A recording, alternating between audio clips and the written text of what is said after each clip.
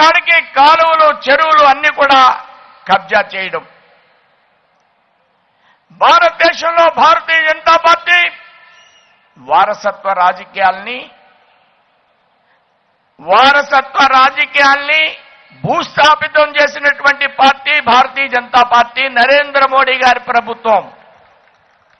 ఇది అన్ని రాష్ట్రాల్లో కూడా విస్తరిస్తుంది. అన్ని రాష్ట్రాలు కుటుంబ రాజకీయాల్ని భారతీయ జనతా పార్టీ వ్యతిరేకిస్తుంది. ఫ్యామిలీ రాజకీయాల్ని ఈ రాష్ట్రాల్లో దక్షిణ భారతదేశంలో ఆంధ్రప్రదేశ్లో కూడా మేము వ్యతిరేకించే పరిస్థితి ఉంది. వాళ్ళ రాజకీయాలు వాళ్ళ కుటుంబ సంక్షేమం కోసం, ఆంధ్రప్రదేశ్ సంక్షేమం కోసం కానే కాదు. కాబట్టి ఈ కుటుంబ రాజకీయాల మీద పోరాటం చేసే ఏకైక పార్టీ అది భారతీయ జనతా పార్టీ మాత్రమే. ఇవాళ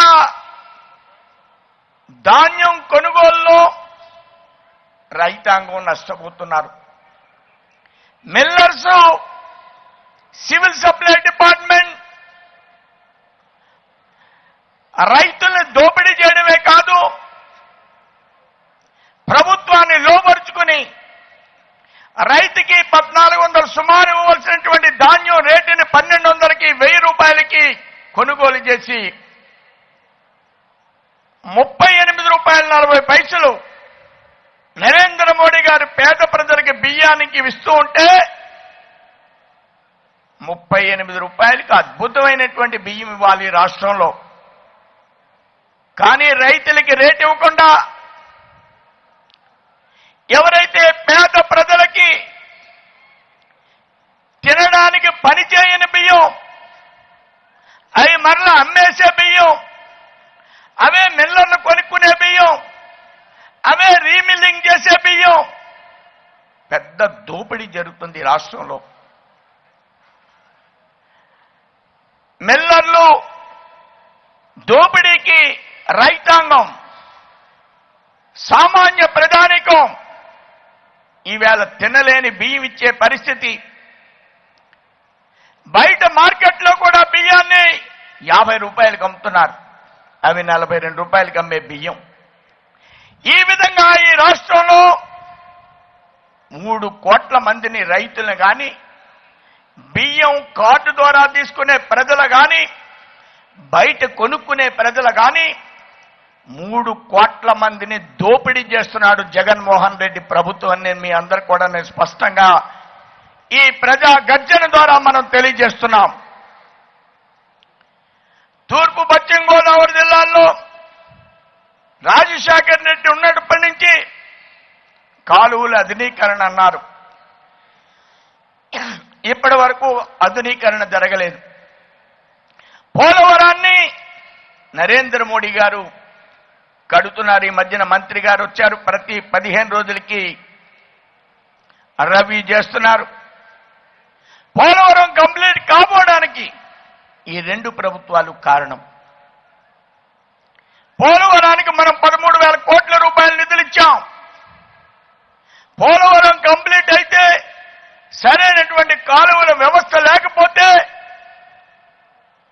ఈ ఉభయ గోదావరి జిల్లాలే కాదు, విశాఖ జిల్లానే కాదు, మన రాష్ట్రంలో కృష్ణా, గుంటూరు వరకు నష్టపోయేటువంటి పరిస్థితి ఉంది.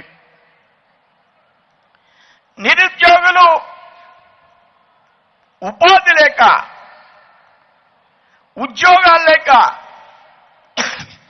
అనేక మంది ఈవేళ ఇంజనీరింగ్ వ్యవస్థకు సంబంధించి ఎలక్ట్రికల్ డిపార్ట్మెంట్లో కానీ, ఇరిగేషన్ డిపార్ట్మెంట్లో కానీ ఉద్యోగాలు లేక, నోటిఫికేషన్ లేక అనేక ఇబ్బందులకు గురయ్యేటువంటి పరిస్థితి ఉంది. టీచర్ పోస్టులు భర్తీ చేయడం లేదు, పోలీసు నియామకాలు ఊసేలేదు. ఈవేళ ఉద్యోగస్తులకు భద్రత లేదు, నిరుద్యోగులకు ఉపాధి లేదు. ఎమ్మెల్యేలు, మంత్రులు భూములు దోచుకునేటువంటి పరిస్థితి, వనరులను దోచుకునేటువంటి పరిస్థితి. ఆ దృష్ట్యా ఈ రాజమహేంద్రవరం నుంచి ఏదైతే కల్చరల్ క్యాపిటల్ గా ఉన్నటువంటి ఈ రాజమహేంద్రవరం నుంచి సాంస్కృతిక రాజధాని మీద నుంచి ఈ ప్రభుత్వం మీద గోదావరి గర్జన్ని భారతీయ జనతా పార్టీ ప్రకటిస్తుంది. ఈ ప్రభుత్వం మీద పోరాటం చేస్తుంది. కోనసీమ లాంటి అల్లర్లను ప్రోత్సహించే వైఖరిని భారతీయ జనతా పార్టీ తీవ్రంగా ఎండగడుతూ మన అధ్యక్షులు వారు నిన్న ఈరోజు అనేక కార్యక్రమాల్లో పాల్గొన్నారు. ఆంధ్రప్రదేశ్లో జరుగుతున్న నష్టాల్ని వారు అంచనా వేస్తున్నారు.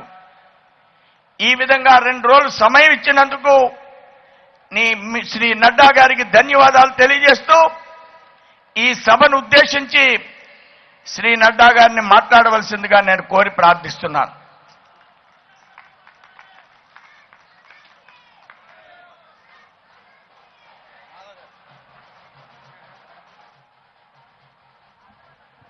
ట్రాన్స్లేట్ మాధవ్ గారు తెలియజేస్తారు.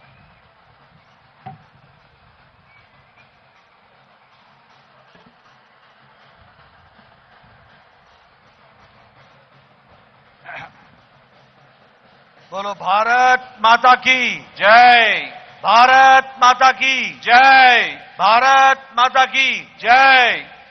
आज के कार्यक्रम में मंच पर उपस्थित भारतीय जनता पार्टी के जुझारू प्रदेश के अध्यक्ष श्री सोमू वीरराजू जी, हमारे बहन राष्ट्रीय महामंत्री श्रीमती पुरंदेश्वरी जी, हमारे वाई सत्या कुमार जी राष्ट्रीय सचिव, जीवीएल नरसिम्हा राव जी जो सांसद हैं, हमारे संसद में मेरे साथी हैं, सीएम रमेश जी जो सांसद हैं राज्यसभा में, पूर्व में सांसद और हमारे वरिष्ठ साथी श्री टी.जी. वेंकटेश जी, एस. चौधरी जी पूर्व सांसद, हमारे सुगना चौधरी जी, श्रीमती जया प्रधा जी जो यहीं की रहने वाली हैं और पूर्व में सांसद रही हैं, श्री परिमी राधाकृष्णन जी जिला के अध्यक्ष, राजा महेंद्रन जी जिला के हमारे जो यहां पर सभी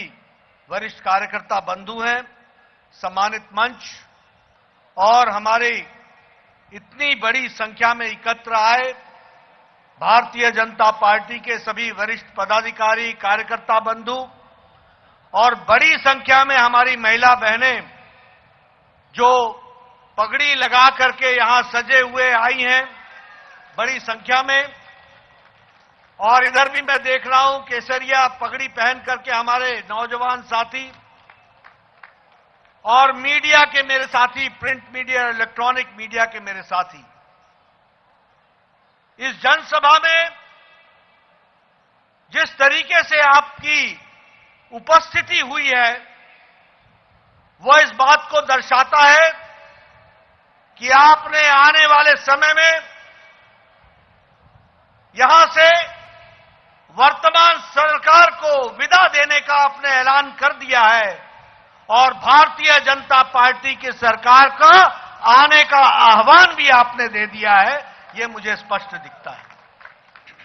मित्रों, जब मैं यहां आया हूं जगनमोहिनी केशवा जी के और गोपाला स्वामी मंदिर जो महाविष्णु और जगनमोहिनी के दृष्टि से जाना जाता है उसको मैं नमन करता हूं। साथ ही साथ मार्कंडेय मंदिर जो भगवान शिव की आराध्य मंदिर है उसको भी मैं नमन करता हूं और साथ ही साथ माता गोदावरी को भी मैं नमन करता हूं जिनके आशीर्वाद से हम सब लोग यहां उपस्थित हैं। हम जानते हैं कि यह स्थान सांस्कृतिक दृष्टि से एक बहुत ही जिसे कहा जाए तो एक विशेष स्थान रखता है और साथ ही साथ तेलुगु भाषा की उत्पत्ति के साथ साथ विकास का भी स्थान है, तो वह भी यही पवित्र स्थान है। ऐसे पवित्र स्थान को मैं नमन करता हूं, आशीर्वाद लेता हूं। అందరికీ నమస్కారం. ఈరోజు ఇంత భారీ సంఖ్యలో వచ్చిన అనేక మంది సోదరి సోదరులకు, ముఖ్యంగా తలపాగా కట్టుకుని కాషాయ ధరించిన మహిళలకు, అలాగే ఇటు పక్కన యువకులకు, మీడియా మిత్రులు అందరికీ కూడా నమస్కారాలు తెలియజేస్తూ, ఈరోజు మీరు ఇంత పెద్ద ఎత్తున యొక్క ప్రజల సభకి వచ్చారు అంటే ఒక విషయం తప్పకుండా అందరికీ కూడా తెలుస్తుంది. ఏంటంటే ప్రస్తుతం ఉన్న ఈ ప్రభుత్వాన్ని పంపాలని, రాబో కాలంలో భారతీయ జనతా పార్టీ ప్రభుత్వం రావాలని మీరందరూ కోరుకుంటున్నారు. అందుకే ఇంత పెద్ద సంఖ్యలో మీ అందరూ కూడా ఇక్కడికి వచ్చారు. ఈ ప్రాంతంలో గోపాలస్వామి, జగన్మోహన్ స్వామి యొక్క దేవాలయం ఉంది. అలాగే మార్కండేయుని స్వామి దేవాలయం, శివునికి నేను ముందుగా నమస్కారాలు తెలియజేస్తున్నాను. అనేక మందికి ఈ ప్రాంతం నుంచి వచ్చిన వాళ్ళందరికీ కూడా నమస్కారం తెలియజేస్తూ, ఈ ప్రాంతం ముఖ్యంగా తెలుగు సంస్కృతికి ప్రతిబింబించే విధంగా ఉంటుంది. తెలుగు భాష ఇక్కడి నుంచి ప్రారంభం అయిందని చెప్పి అటువంటి ఈ ప్రాంత వాసులకు మీ అందరికీ ముందుగా నమస్కారాలు తెలియజేస్తున్నాను. Friends, if you remember, for the last 60-70 years, till 2014, what picture did we have about India? India, where there is power cut. India, where villages did not have electricity. And India, where the literacy rate was low. In India, when it was said that the health services were not up to the mark. And also, we were staying and living in the primitive conditions where villages did not have connectivity, where villages did not have schools, where villages did not have good primary health centers, and where people living in the villages did not have any health assurance or health schemes. But at that very time, what we used to read in the newspapers, we used to read in newspapers about scams, about embezzlement, about financial irregularity, about corruption, about nepotism, about bureaucratic failure and delayed giving the results. Corruption had become the part of life and people had tried to adjust with it. But we can understand when Prime Minister Modi took over the reins of the country, reform took place, performance started, and information to the people what good things are being done, that was also told. We find that after 2014 or before 2014, the polity used to say corruption is part of life, we have to live with corruption. Nothing is going to change. It is going to remain as it is. But after 2014, the people of India developed an aspiration under the dynamic leadership of Narendra Modi. And today India says, where Modi is there, everything is possible. Modi hai to mumkin hai. This change has taken place. If you talk about the politics, I can say with confidence that there was a time when we said that nothing is going to change. But Narendra Modi changed the political culture of the country. And when I say so, he challenged the dynastic parties. When I say so, he challenged nepotism. When I say so, he challenged the vote bank politics. When I say so, he challenged the politics where people used to go for appeasement. And he developed a new type of politics which is called as Sabka Saath, Sabka Vikas, Sabka Vishwas, Sabka Prayas. Work for everybody. Take everybody into confidence. Work with the support of all people and see the difference. And that difference came, we can understand. Friends, when I talk all about it, he said that development means gaon, village, garib, the poor, the marginal section, Dalit, the SC caste people, tribal, the ST caste people, women, the youth, and the people who are in the last pedestal of the society. अंतिम पायदान पर जो खड़ा व्यक्ति है उसको मुख्य धारा में लाने का काम ये हमको करना है और भारत को मजबूत बनाना है, इस बात को उन्होंने कहा. And along with this he challenged the terrorism. He said we will not accept terrorism. There was zero tolerance for terrorism.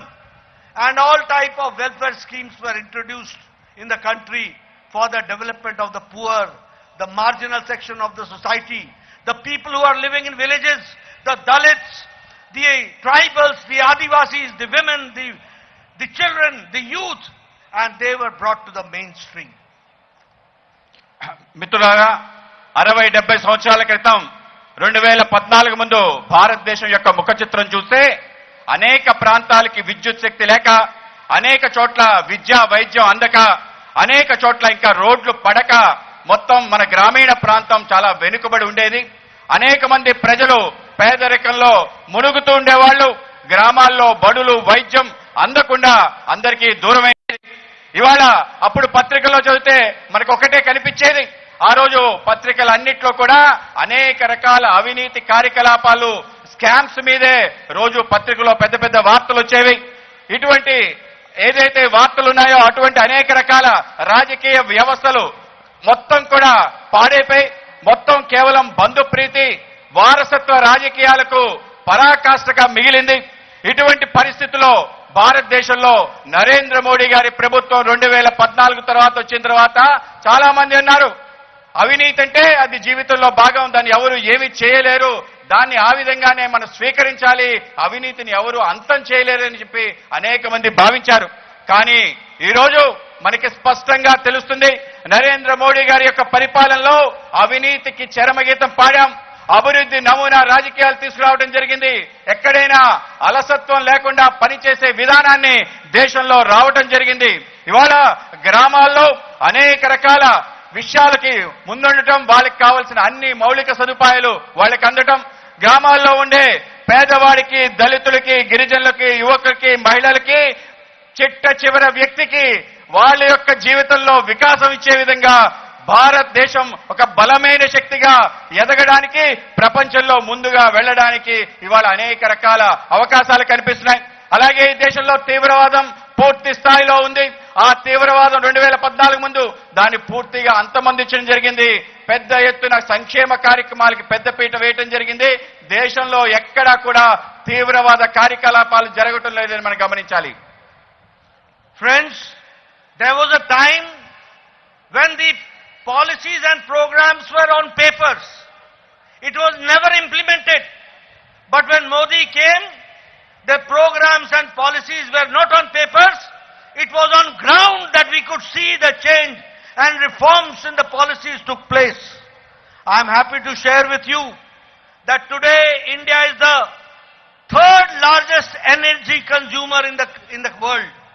I would like to share with you that India has developed a strong manufacturing ecosystem, and now worth $500, we are the greatest exporters of the manufactured goods. This India has brought a change. We are number 2 in global retail growth, and there is a record foreign direct investment of $84 billion here in India. The reforms have taken place. One nation, one tax, one GST. The reforms have taken place. One nation, one grid. The reforms have taken place. One nation, one mobility card. The reforms have taken place. One nation, one ration card. And you will be happy to note that at one point of time, the broadband users were only 6.5 crores. Today, the broadband users are 70 crores. You can understand what change it has brought. The same way, in Gram Panchayats, only 100 Gram Panchayats had optical fiber connection. Today, you are happy to note that 2.5 lakh means 2 crore 5 lakh Gram Panchayats and villages are connected with optical fiber. This is changing India, we have to understand. If I talk about the change in the political culture and the vote bank politics, you find that the results of Uttar Pradesh, Uttarakhand, Goa, Manipur tell us that now the governments come to power not because of anti-incumbency, but because of pro-incumbency, because the people want that BJP should come, Modi should come, and Modi party should come, that is Bharatiya Janata Party, I would like to share with you. I am happy to share with you that Pradhan Mantri Awas Yojana, approximately 2 crores 550 lakh houses have been constructed. That means for the past 70 years, more than 3 crore people were without Pakka Makan. Today they have got a house, a shelter, with a bedroom, with toilet, with kitchen, with gas connection, with all modern facilities they have got house. And the number is 2.5 lakh. And we are not going to sit here only. It is going to increase. We are going to make 3 crores. And at the same time we will see to it that nobody remains in Kacha Makan. Everybody should get Pakka Makan. That is what we are trying to aspire. We had never imagined that India will become the Ayushman Bharat, the world's largest health coverage program, where 50 crore people will be getting, poor marginal section of the society, will be getting 5 lakh annual coverage, and along with it, we will be getting Atal Pension Yojana to at least 2 crore people. We had never imagined that a farmer or a laborer is going to get pension. Now he's getting 3,000 per pension per month. That we have to understand. If we talk about the social security, Pradhan Mantri Jeevan Jyoti Bima Yojana, 12 crore 76 lakh people have joined it. If I talk about Pradhan Mantri Suraksha Bima Yojana, 28 crore people have joined it. If I talk about Jan Dhan Yojana, 45 crore people have joined it. And if I talk about vaccination, you people, all of us are sitting very close to each other without any mask, because Prime Minister Modi has provided us 200 crore doses double booster. With double booster, this is the change which has come up.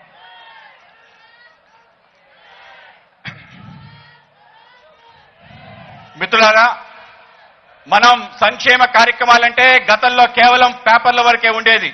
కానీ మనం ఆ యొక్క సంక్షేమ కార్యక్రమాలు ప్రజలకు చేరువ చేయటం, భూమిపైన పెట్టడం కారణంగా ఆ సంక్షేమ ఫలితాలు ఇవాళ మనకు కనిపిస్తుంది. భారతదేశంలో అనేక రకాలుగా భారతదేశం ఉత్పాదక దేశంగా మారింది. ప్రపంచ వ్యాప్తంగా అనేక మంది భారతదేశంలో పెట్టుబడులు పెట్టడానికి వస్తున్నారు. సుమారు $500 మిలియన్ ఎగుమతి మనం చేయడం జరిగింది. అలాగే ప్రపంచంలో రెండో పెద్ద retail chain, global retail chain గా భారతదేశం ఇవాళ తయారైంది. $84 బిలియన్ యొక్క ప్రత్యక్ష పెట్టుబడులు FDI భారతదేశానికి రావటం జరిగింది. ఈ దేశంలో అనేక రకాల మౌలిక మార్పులు చేయటం జరిగింది. ఒకటే దేశం, ఒకటే ట్యాక్స్, ఒకటే దేశం, ఒకటే గ్రిడ్, ఒకటే దేశం, ఒకే మొబైల్ కార్డ్, అలాగే ఒకటే దేశం, ఒకటే రేషన్ కార్డ్, ఇటువంటి GST లాంటి అనేక రకాల మౌలిక మార్పుల కారణంగా భారతదేశం అనేక రంగాల్లో ప్రగతి పదంలో వెళ్తుంది. ఈ దేశంలో బ్రాడ్బ్యాండ్ 2014 ముందు కేవలం 6.5 crores మంది వరకే ఉండేది. ఇవాళ 70 కోట్ల మంది వరకు ఇవాళ బ్రాడ్బ్యాండ్ కనెక్షన్స్ ఉన్నాయంటే మనం గమనించాలి. 2014 ముందు కేవలం 100 గ్రామాల వరకే ఆప్టికల్ ఫైబర్ ఉంది. ఇవాళ 2.5 లక్షల గ్రామాలకి ఇవాళ ఆప్టికల్ ఫైబర్ వెళ్ళిందంటే మనందరం కూడా అర్థం చేసుకోవచ్చు దేశం ఏ విధంగా ముందుకెళ్తుంది, దేశంలో అనేక రకాల సంక్షేమ కార్యక్రమాలు, అభివృద్ధి కార్యక్రమాలు ముందుకెళ్తుందో మనం ఆలోచించవచ్చు. గత ప్రభుత్వం కేవలం ఓటు బ్యాంకు రాజకీయాలకి చేస్తూ పబ్బం గడుపుకుంది. ఇవాళ భారతదేశంలో అనేక చోట్ల Bharatiya Janata party vote bank రాజకీయాలకి చరమగీతం పాడుతూ అనేక రాష్ట్రాల్లో, గోవా, మణిపూర్ లాంటి రాష్ట్రాల్లో కూడా ఇవాళ విజయం ఎందుకు సాధిస్తుందంటే దేశమంతా కూడా అభివృద్ధి తరహా భారతీయ జనతా పార్టీ నరేంద్ర మోడీ గారి నాయకత్వంలో ప్రభుత్వం కావాలని చెప్పి మనకు ఓటేసి గెలిపించారు. నరేంద్ర మోడీ గారి దేశ ప్రజలకు అనేక రకాల సంక్షేమ కార్యక్రమాలు, ప్రధానమంత్రి ఆవాస్ యోజనలో 2.5 కోట్ల ఇళ్లు నిర్మాణం చేయడం జరిగింది. అంటే గతంలో 3 కోట్ల మంది ఇంకా ఇళ్లు కావాలి, కానీ 3 కోట్ల మంది ఇల్లు కావాలంటే దాంట్లో 2.5 కోట్ల మందికి ఇల్లు నిర్మాణం చేశాం. త్వరలో ఆ 3 కోట్లు కూడా పూర్తి చేసి అందరికీ పక్కా ఇల్లు నిర్మాణం చేయాలనేదే నరేంద్ర మోడీ గారి కల. ఆ కలని సాకారం చేస్తాం.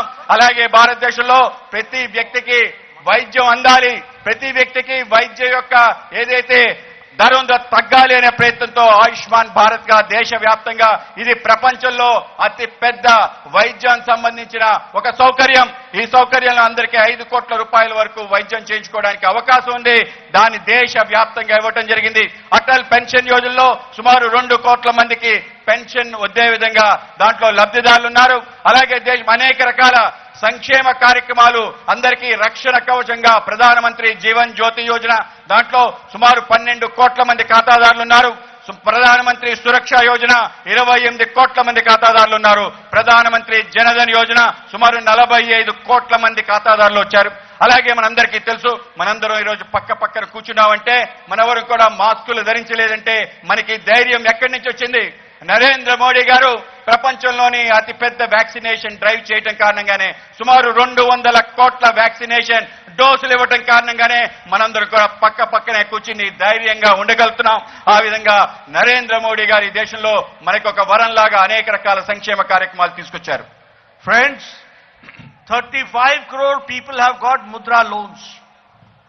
The below poverty line people who are living was 22%, which has been reduced to 10%. That means 12% people are now away from the below poverty line and they have come in above poverty line. That is the difference Narendra Modi has brought here in the country. If I talk about the extreme poverty, that has been reduced to 0.8%. And if I talk about the income has just doubled from 2014 to 2020 and 21. Initially it was 79,000 per annum per person average. Now it is 1,50,000 per annum per average per person. That we have to understand. The primary schools were built was 66,37,000 in 70 years. And in 8 years, Modi ji constructed 6,53,000 primary schools were constructed and was commissioned. If I talk about the literacy rate, it has increased from 69% to 75%. If I talk about medical education, there was only one All India Institute of Medical Sciences. Today there are 23 All India Institute of Medical Sciences. 7 medical colleges were given by Atal Bihari Vajpayee. And 15 All India Institute of Medical Sciences have been given by Narendra Modi. And here also in Mangalgiri you have now won All India Institute of Medical Sciences. This is the change which has come. 170 new medical colleges have been given. And the doctor strength has increased in last 8 years to the tune of 12 lakh doctors. If I talk about the GDP, it was 112.33 lakh crores.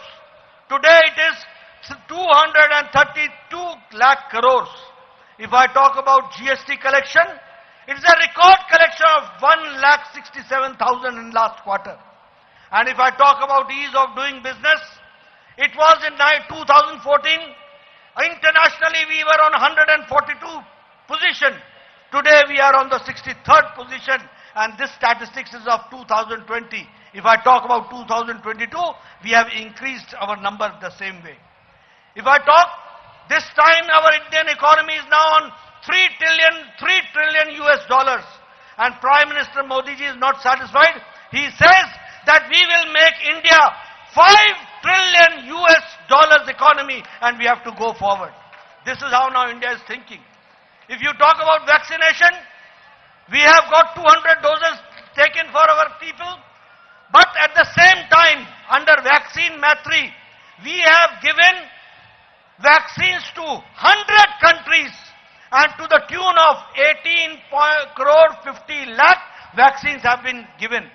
And to 48 countries, we have given them free of cost to vaccines to them, and that is 2 crores 50 lakh has been given to them also. And if I talk about the Khadi, Congress always talked about Khadi. but they never did anything. Today, Khadi, last fiscal year, Khadi had a turnover of 1,15,000 crore, and it is now one of the FMCG, fast-moving consumer good, that we have to understand. And if I talk about the Pradhan Mantri Garib Kalyan Ann Yojana, 80 crore people right from the day Corona came are getting free ration, 5 kilo wheat or 5 kilo rice, 1 kilo dal to 80 crore people. And that has also reduced the poverty line, and that has also brought the poverty line. If I talk about the startups, at one point of time there were only 500 startups. Today there are 70,000 startups. And with that also, we have got 100 unicorns in here in our country. This is the strength of the youth. మిత్రులారా, మనం దేశంలో 35 కోట్ల మందికి ముద్రా రుణాలు ఇవ్వటం జరిగింది. దీని కారణంగా ఎవరైతే పేదరికం దిగువ స్థాయిలో ఉండేవాళ్ళు వాళ్ళు పేదరికం నుంచి బయటపడి సుమారు 22% ఉండేది 2014 ముందు. ఇవాళ అది 10%కి తగ్గింది. బిలో పావర్టీ లైన్ ఉన్న వాళ్ళు కేవలం 10% మంది మనం గమనించాలి. ఈ విధంగా అనేక రకాల సంక్షేమ కార్యక్రమాలు ఇవ్వటం కారణంగా ఎవరైతే బీపీఎల్ ఫ్యామిలీస్ ఉన్నారో వాళ్ళందరూ కూడా ఇవాళ ఏపీఎల్ గా 12% పెరిగారని మనం గమనించాలి. పేదరికం 0.8% తగ్గింది. అలాగే 2014లో మన యొక్క పర్ క్యాపిటల్ అంటే తలసరి ఆదాయం 70,000 ఉండేది ప్రతి తలకాయ మీద. అది ఈరోజు 1,50,000 తలసరి ఆదాయం పెరిగిందని మనం గమనించాలి. అలాగే ఏదైతే దేశవ్యాప్తంగా ప్రాథమిక వైద్యశాలలు ఉన్నాయో అది కేవలం 27,000 ఉండేవి. ఇవాళ ప్రాథమిక పాఠశాలలు 27,000 వరకే ఉండేది. ఇవాళ అది 6,53,000 వరకు ప్రాథమిక పాఠశాలలు పెరిగాయని మనం గమనించాలి. అలాగే ఏదైతే మనం లిటరసీ రేట్ తీసుకున్నామో అది 65% ఉండేది. అది ఇవాళ అక్షరాస్యత 75%కి పెరిగిందని మనం గమనించాలి. దేశవ్యాప్తంగా మెడికల్ కాలేజెస్ దాంట్లో అతి ముఖ్యమైనది ప్రత్యేకంగా మెడికల్ కాలేజీలో ఎయిమ్స్ ఒకటే ఉండేది. ఇవాళ నరేంద్ర మోడీ గారి సమయంలో 23 ఎయిమ్స్ రావడం జరిగాయి. నరేంద్ర మోడీ గారు గత 5 సంవత్సరాల్లో 15 ఎయిమ్స్ ఇవ్వటం జరిగింది. మన ప్రాంతంలో మంగళగిరిలో కూడా అత్యాధునికమైన ఎయిమ్స్ యొక్క ఏదైతే వైద్య సదుపాయం మనందరికీ అందుబాటులో ఉంది. కేవలం ఇదే కాదు, మనకు అనేక రకాలుగా జీడిపి సుమారు 112 లక్షల కోట్లు ఉండేది. ఇవాళ 233 లక్షల కోట్ల వరకు పెరిగింది. మన జీఎస్టీ కలెక్షన్ మొన్న 2020-21కి 1,67,000 కోట్ల వరకు పెరిగిందని రికార్డ్ కలెక్షన్స్ రావచ్చిందని చెప్పి మనం గమనించాలి. మన ఈజ్ ఆఫ్ డూయింగ్ బిజినెస్ సులభతరంగా వ్యాపారం చేసుకునే అంకెల్లో 142వ స్థానం నుంచి మనం 63 స్థానానికి వచ్చామని గమనించాలి. అలాగే ఇవాళ మనం 3 ట్రిలియన్ ఎకానమీగా ఉన్నాం. నరేంద్ర మోడీ గారికి దీంతో సంతోషంగా లేదు. ఈ దేశాన్ని భారతదేశాన్ని 5 ట్రిలియన్ ఎకానమీగా మార్చాలి, US డాలర్స్ ఎకానమీగా మార్చాలని చెప్పి మనం గమనించాలి. ఈ విధంగా దేశం ఆలోచన చేస్తుంది. మన నరేంద్ర మోడీ గారు ఆలోచన చేస్తున్నారు. మనం వ్యాక్సినేషన్ సంబంధించి 200 కోట్ల డోసెస్ ఇవ్వడం జరిగింది. దేశ ప్రపంచంలోనే ఇది అతిపెద్ద వ్యాక్సినేషన్ డ్రైవ్. దీంట్లో మనం సుమారు 100 దేశాలకి సుమారు 11,53 లక్షల మందికి డోసులు విదేశాల్లో కూడా ఇవ్వడం జరిగింది. దాంట్లో 48 దేశాలకి సుమారు 2,50 లక్షల మందికి మనం ఉచితంగా డోసెస్ 48 దేశాలకు ఇచ్చామని గమనించాలి. ఇవాళ ఖాదీ గురించి మాట్లాడితే కాంగ్రెస్ గొప్పలు చెప్పుకుంటుంది. ఖాదీ సంబంధించిన వారసులు మేమే అని. ఇవాళ ఖాదీ సంబంధించిన ఏదైతే అమ్మకాలు ఉన్నాయో రికార్డు స్థాయిలో అమ్మకాలు రావడం జరిగింది. సుమారు 1,15,000 కోట్ల వరకు ఖాదీ అమ్మకాలు దేశవ్యాప్తంగా పెరిగింది. అది రోజు వాడే వస్తువుగా FMCGగా దాన్ని తీసుకురావడం జరిగింది. ఆ విధంగా పెరుగుదల వచ్చింది. ఈ దేశంలో సుమారు 80 కోట్ల మందికి మనం ఉచితంగా కరోనా సమయంలో ఉచితంగా బియ్యం ఇవ్వడం జరిగింది. దాని కారణంగా ఈ దేశంలో పేదరికం నిర్మూలన జరిగింది, పేదరికం తగ్గిందని మనం గమనించాలి. ఈ దేశంలో 2014లో కేవలం 500 స్టార్టప్స్ ఉండేవి. ఇవాళ 7,000 పైగా స్టార్టప్స్ పెరిగాయి. ఇటువంటి ఉత్పాదక పెంచే విధంగా అనేక మంది ప్రోత్సాహించే విధంగా దేశం ముందుకెళ్తుందని మనం గమనించాలి. Friends, if I talk about agriculture budget, in 2013-14 it was 21,000 crores and today it is 1,24,000 crores. If I talk about Pradhan Mantri Kisan Samman Nidhi, 11 installments have been given to 10 crore farmers, and 2 lakh crore rupees have been transferred to the accounts of 10 crore kisan, that we have to understand.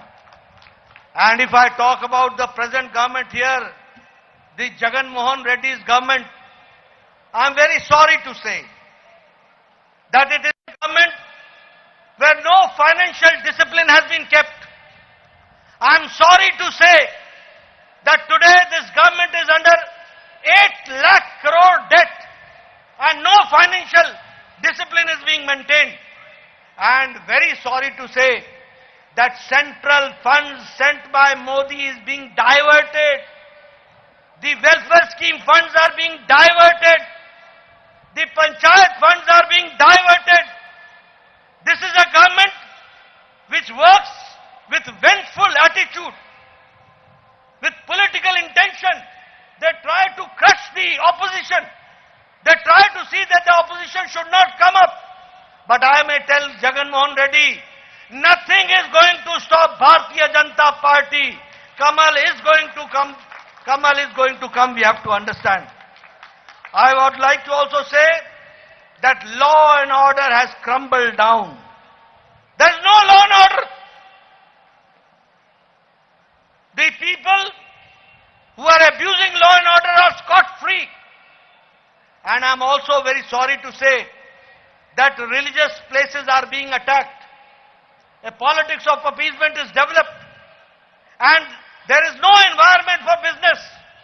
This is a government which is anti-business. This is a government which is working with high-headedness. This is a government where no investment is coming and industries are not coming, but rather leaving the state. This is the sad plight of Andhra Pradesh. Friends, there is lack of employment. And I would like to say how employment will come. When you do not give a congenial environment, how employment is going to come?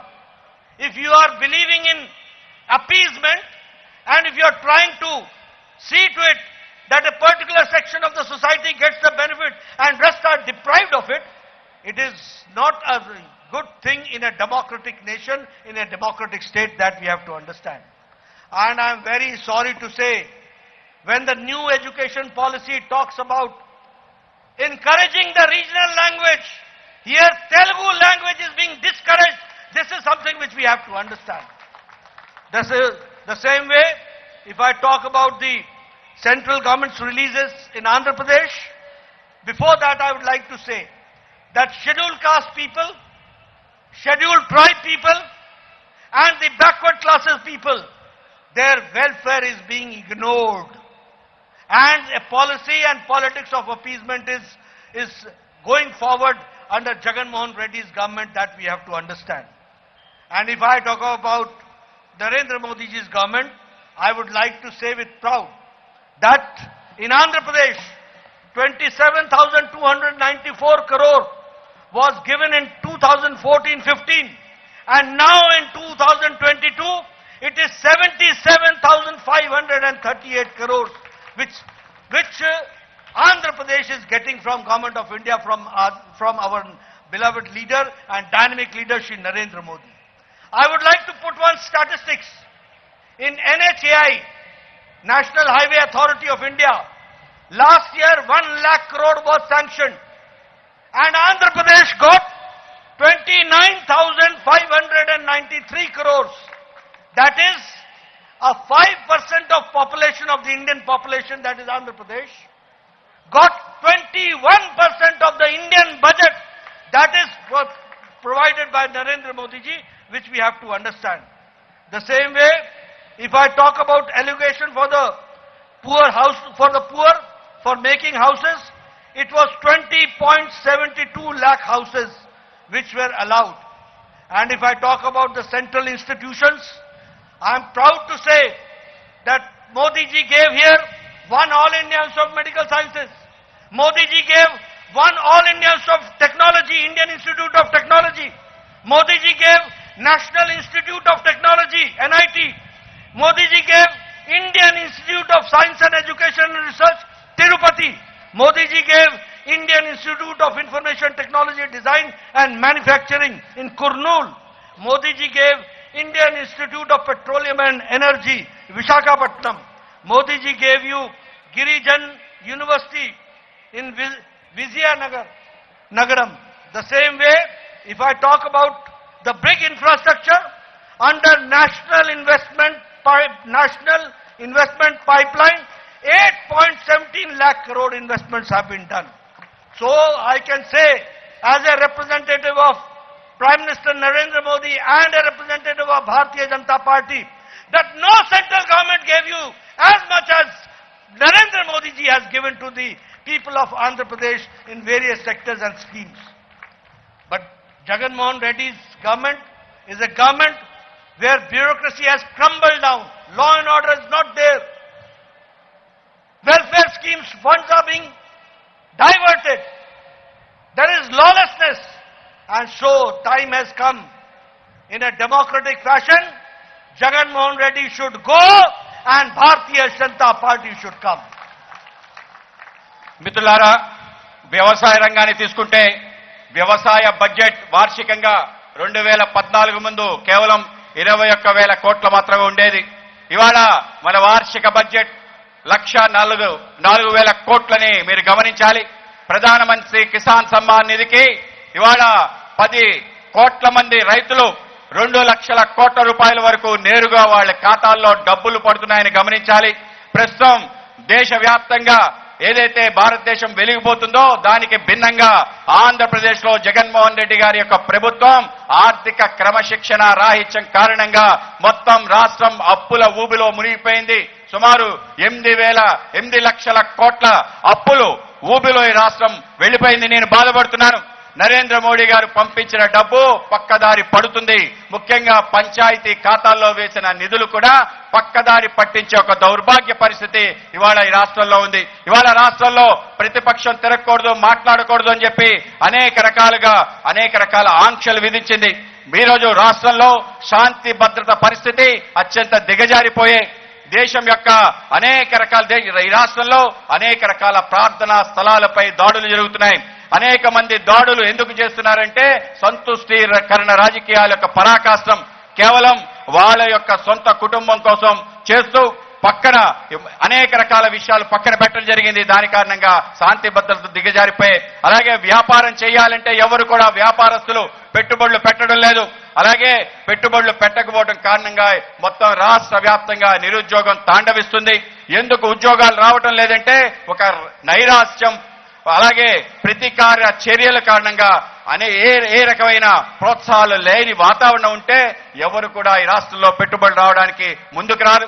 అలాగే జాతీయ విద్యా విధానంలో మాతృభాషకి పెద్దపీట వేయటం జరిగింది. దురదృష్టం, మీ రాష్ట్రంలో తెలుగు భాషకి అన్యాయం జరుగుతుంది.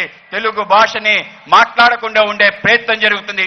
అలాగే అనేక రకాల కేంద్ర పథకాలు, ముఖ్యంగా ఎస్సీ ఎస్టీ బీసీలకి వాళ్ళకి సంక్షేమ కార్యక్రమాలు నిధులు తగ్గుతున్నాయి. కేవలం వాళ్ళు అనుకున్న సంక్షేమ కార్యక్రమాల్లో వేసే విధంగా సంతుష్టీకరణ రాజకీయాలు పెరిగిపోయిన గమనించాలి.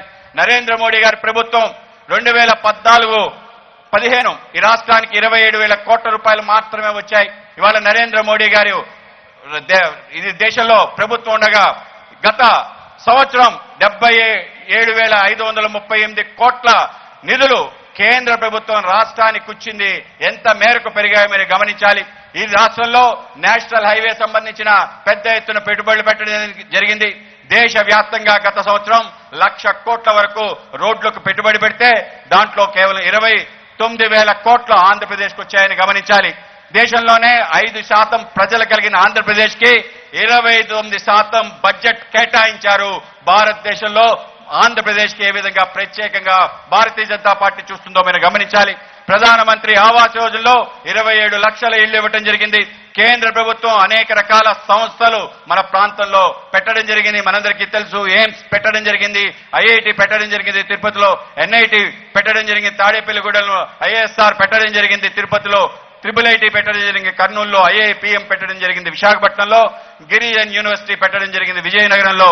ఇవాళ ఆంధ్రప్రదేశ్లో మౌలిక సదుపాయాలు కలిగించడానికి సుమారు 8.7 లక్షల కోట్ల రూపాయలు పెట్టుబడులు పెడుతున్నారని చెప్పి కేంద్రం ఈ రాష్ట్రంలో ఆ విధంగా ముందుకు తీసుకెళ్లాలని చెప్పి నరేంద్ర మోడీ గారు ఆలోచన చేశారు.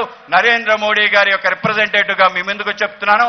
దేశంలో ఏ రాష్ట్రానికి ఇవ్వని విధంగా, గతంలో ఏ ప్రభుత్వం చేయని విధంగా నరేంద్ర మోడీ గారికి ఆంధ్రప్రదేశ్ కి పెద్ద ఎత్తున నిధులు ఇస్తున్నారు. అనేక రకాల ప్రాజెక్టులు తీసుకొస్తున్నారు.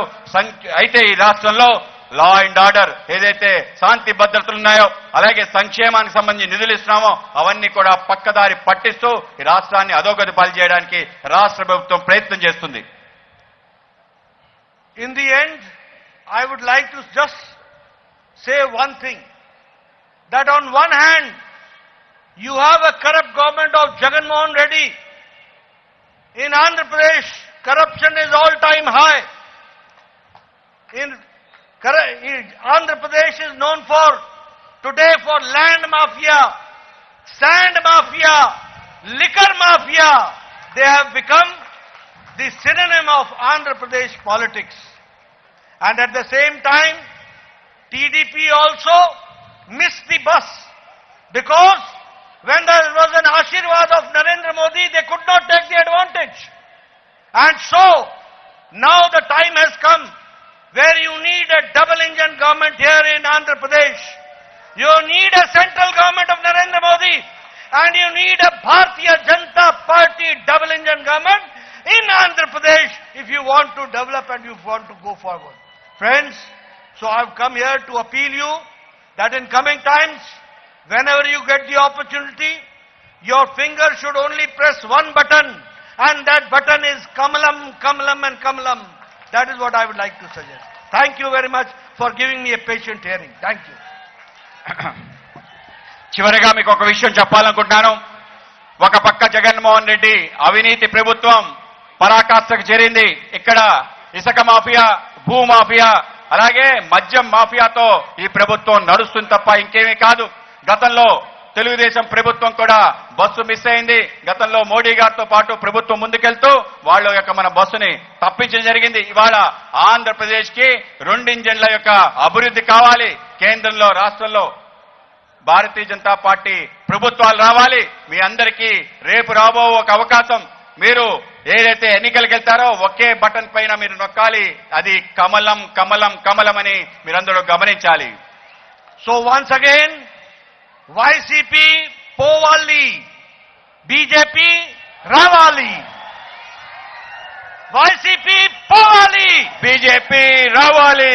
YCP పోవాలి, BJP రావాలి. ధన్యవాదం, ధన్యవాదం. అందరికీ కూడా ధన్యవాదాలు.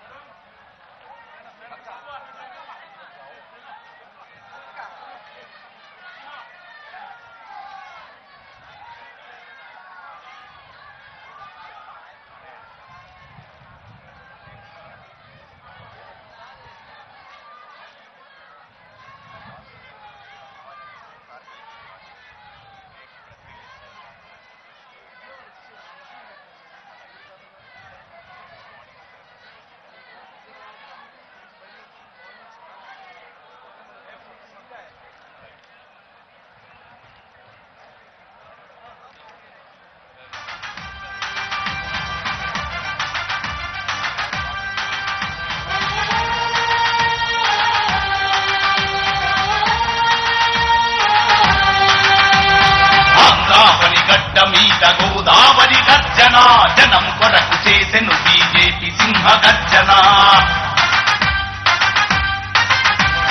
అవినీతిని చెండాడగరగిలే అగ్ని కనికమై, భరతమాత రుణం తీర్చమండే అగ్నిగోళమై.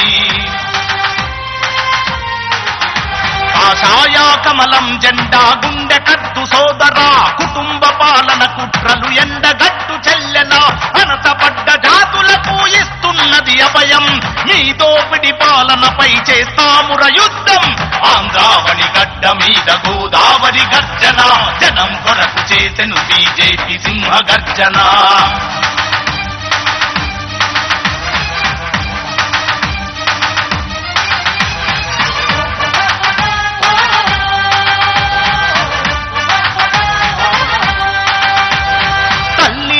సాకే గోదావరిని దోచుకున్నారు, అక్రమంగా ఇసుక తవ్వి సొమ్ము చేసుకున్నారు.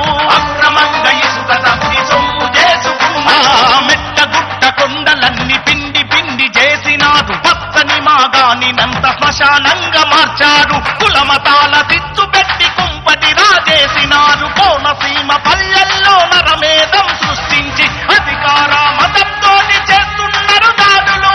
అధికార మతంతో చేస్తున్నారు దాడులు. తప్పదు కమలం చేతిలో సర్కారుకు తిప్పలు.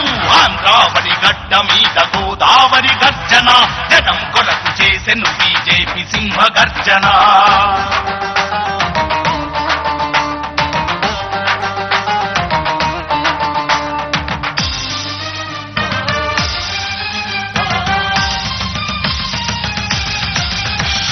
ఆస్తి పంపకాల తీరు అయ్యను ఈ రాజ్యము. అయ్య దిగితే కొడుకెక్కి చేస్తున్నాడు ద్రోహము. అయ్య దిగితే కొడుకెక్కి చేస్తున్నాడు ద్రోహము. ప్రజాస్వామ్య దేశంలో